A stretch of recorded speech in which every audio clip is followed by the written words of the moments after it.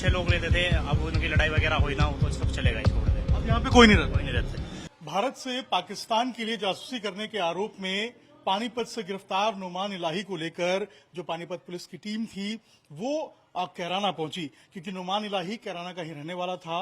कैराना के बेगमपुरा इलाके में नुमान इलाही रहता था, उसका घर था।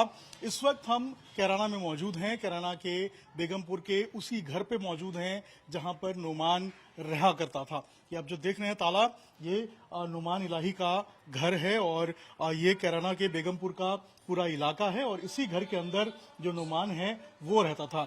6 भाई बहन बताया जा रहा है कि नुमान थे और उसमें सबसे छोटा जो था वो नुमान था और इसके 3 भाई और बताया जा रहा है कि 3 बहनें और थी। ये नुमान इलाही जो है वो पाकिस्तान में आईएसआई के जो हैंडलर था इकबाल काना, उसके संपर्क में था और इकबाल जो है उसके ऊपर जाली नोट और हथियार जो है उसके तस्करी का आरोप है। इसके अलावा नुमान कैराना में अपने इस घर पर आता था, रुकता था, ये भी बात पता चला है। नुमान के पिता का जो है वो डेथ हो चुका है और वो पासपोर्ट बनाने का काम करते थे, इसकी भी जानकारी मिली है। नुमान किसके किसके संपर्क में था, किनसे किनसे बातचीत करता था, ये भी जो पुलिस है वो जांच करने की कोशिश कर रही है, क्योंकि सबसे जरूरी इस पूरे मामले में ये है कि जो इकबाल है वो भी कैराना का रहने वाला था और कितने लोग हैं जो इस पूरे एक तरीके से हम कहें तो इस पूरे जालीसाज में जुड़े हुए हैं, इस पूरे वाकये में जुड़े हुए हैं, जासूसी में जुड़े हुए हैं, ये पुलिस के लिए जानना बहुत जरूरी है। अगर आप देखेंगे तो घर पे अभी ताला लगा हुआ है, अंदर कोई भी अभी मौजूद आपको नजर नहीं आएगा। घर पूरे तरीके से बंद है, नुमान इलाही का घर है ये और पूरे तरीके से इस घर में अभी आपको कोई भी नजर नहीं आएगा। दरवाजे बंद हैं, खिड़कियां बंद हैं और अंदर जो है वो कोई भी आपको यहां पर नहीं दिखेगा। पिछले कुछ दिनों से बताया जा रहा है कि वो पानीपत में रहता था, सिक्योरिटी गार्ड का काम करता था और वहां पे जो है बिना किसी को बताए हुए वो कभी कभी कैराना आता था और यहाँ पर आकर वो अपने घरों पर रुकता था। जब पुलिस की टीम यहाँ पर नुमान को लेकर पहुंची तो अंदर से कुछ दस्तावेज भी बरामद किए गए हैं, उस दस्तावेज की जांच की जा रही है। इसके अलावा 2 नाम भी जो हैं उसके फोन में सेव थे, उनकी भी जांच की जा रही है कि उनका क्या जो है वो पूरा इस पूरे अहम जो एपिसोड है उसमें रोल रहा है और पाकिस्तान में जो इकबाल है, इकबाल के जरिए वो और कितने लोगों के संपर्क में था और कैराना के अंदर किस तरीके से वो कितने लोग थे, कितने लड़के थे उनके संपर्क में था, ये भी जो है वो जांच करने की विषय है और पुलिस पे जांच कर रही है। अब पानीपत पुलिस के साथ जो यूपी एटीएस है वो भी इस पूरे मामले में एक्टिव हो गई है और वो भी जो अब जांच है उसको शुरू कर दिया है। नुमान इलाही कैराना का रहने वाला था और कैराना में वो अपने घर पे आता था। अभी पानीपत में रहकर वो सिक्योरिटी जो है उसका एक तरीके सिक्योरिटी गार्ड की जो नौकरी है वो करता था, लेकिन बीच बीच में वो यहाँ अपने घरों पे आता था, घर पे आकर वो रुकता था और ये पता चला है कि वो इकबाल काना के संपर्क में था।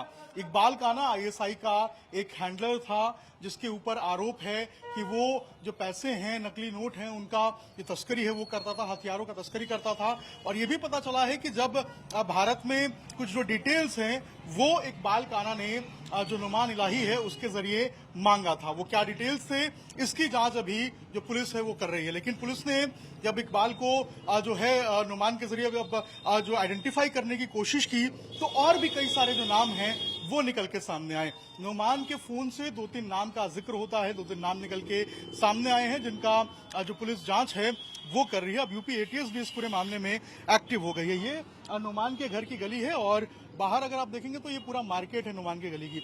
अच्छा, पुलिस आज सुबह आई थी, कब आई थी पुलिस, क्या कुछ जानकारी है आप लोगों को? मीडिया वाले आ रहे थे आज सुबह से। ये नुमान इलाही यहीं पे रहता है? यहीं पे रहता था अंदर गली में। तो आप लोग देखे थे कभी नुमान इलाही? देखा जी, बहुत बार देखे। 3-4 महीने पहले ही देखा था, उससे बाद में देखा। तो ये कुछ पता चला था कि वो पाकिस्तान से इस तरीके से जासूसी? ऐसा तो कुछ नहीं पता चला जी, लेकिन ये अभी पता चला जब मीडिया वाले आने शुरू हुए जी। ये पानीपत पुलिस भी आई थी यहाँ पर उसको लेकर? पानीपत पुलिस एक बार आई थी 3-4 दिन पहले, उसको लेकर आई थी? उसको लेकर आई थी।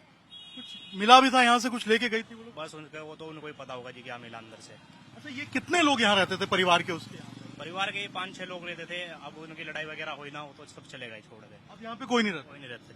तो ये नुमान कितने दिनों रहता था जिधर, सिर्फ अकेले यहाँ पे रहता? अकेला रहता था। 2-3 महीने से वो भी पानीपत में रहता था। और ये कितने दिनों में आता था यहाँ पे? ये तो कभी कभी आ जाता था रात को, तो सुबह ही फिर चला जाता था इधर से। अच्छा, और कभी किससे बातचीत करता था, आसपास के लोगों से कोई इंटरेक्ट था पहले? कभी किसी को शक नहीं हुआ कि कोई शक नहीं, शांत स्वभाव का था, बिल्कुल शांत स्वभाव का था? और कभी किसी को इस तरीके से शक नहीं हुआ कि शक नहीं हुआ जी ऐसे। कभी आप लोगों को इस तरीके से नहीं लगा कि वो बात कोई शक नहीं हुआ जी। कोई बात नहीं। तो ये देखिए आसपास के लोग हैं जो बता रहे कभी शक नहीं हुआ। अगर शक होता लोगों को तो कम से कम वो पुलिस को रिपोर्ट करते या खुद जो है उसके ऊपर एक तरीके से हम कहें तो एक्शन लेते, लेकिन किसी को शक नहीं हुआ। अच्छा, आपके गली के बगल में ही नुमान रहता था, आपने कभी देखा था उसको? सर मैं यहाँ का नहीं हूँ ना, मैं किराए पे दुकान पे रहता हूँ, मेरे कोतवाली के बैक साइड में मकान है। कभी आपने सुना नुमान के बारे में, कुछ जानकारी मिली? नहीं कोई सुना। कुछ नहीं पता चला आप लोगों को? हम उनको पता नहीं है, इस बारे में जानकारी नहीं है। अंकल जी, आप जानते हैं नुमान को, आपके गली के बगल में रहता था, कुछ जानकारी मिली है इसके बारे में? ना जिसके बारे में कोई जानकारी नहीं। कांग्रेस से भी मैं तो किराएदार हूँ यहाँ। नहीं, पुलिस आई थी यहाँ पर जांच करने के लिए, पाकिस्तान का एजेंट टाइप जो है पता चला है। मैं तो था भी नहीं उस दिन यहाँ। मैं तो बाहर जा शादी थी हमारा तो। नहीं, इसको देखा था कभी नुमान को या नाम सुना? नहीं मैं तो बस इतना है, आप तो गाँव में कहे आते जाते हैं, हमें कुछ नहीं पता, हम तो वास्ता मतलब रखते हैं किसी बात। हमारा तो इतना है, आज दुकान खोल गई और अपने गाँव में चले गए। लोग बता रहे हैं कि ज्यादा कुछ इस तरीके से इंटरैक्ट जो है वो नहीं होता था नुमान का। कभी अपने घरों पे रहता था, वो रात में आता था, सुबह निकल के चला जाता था, और ये भी पता चला है कि बहुत शांत स्वभाव का था।